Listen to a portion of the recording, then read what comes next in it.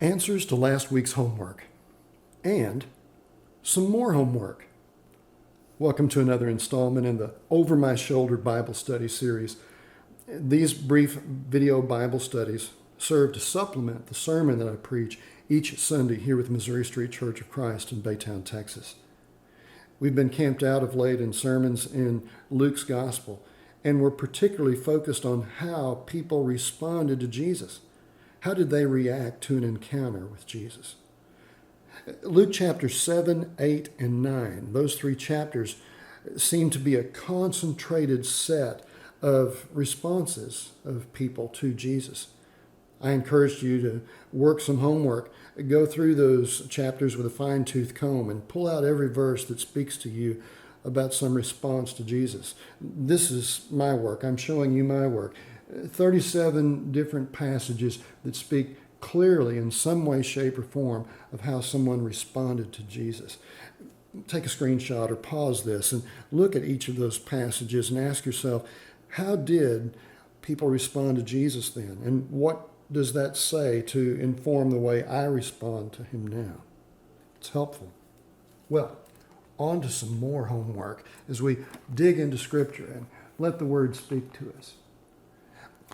Luke chapter 9 through 19, 40% of Luke's Gospel, is composed of the record of Jesus' last journey to Jerusalem.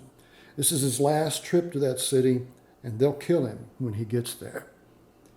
This last journey to Jerusalem, the disciples are in company with Jesus, and Jesus speaks to them and shows them along the way what it means to be a disciple, what discipleship is all about, and what it will cost you to be a follower of him. Now, if you were to introduce such an important topic and in such a dramatic way, one's last trip before they die, how would you introduce that journey? Luke does it in the most remarkable way.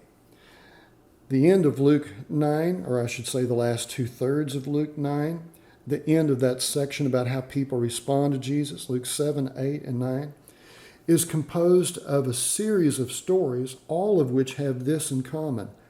They highlight the weakness of those who follow Jesus, or Jesus calling out the weakness of those who are saying, I have what it takes to follow you.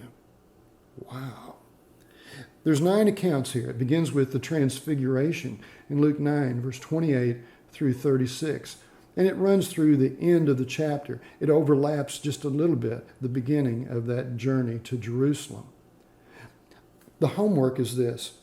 Read those 9 accounts and see what each of them says about the weakness of those who are disciples of Jesus, or the weakness of those who say, I've got what it takes to be one.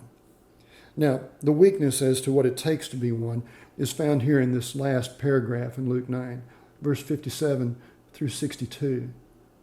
But the other 6 are found in the run-up to the beginning of the journey of Jerusalem and its start.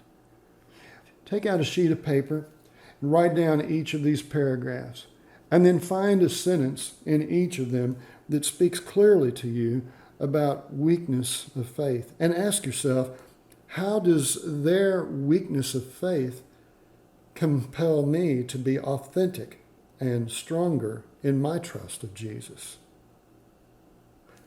Grace and peace be with you.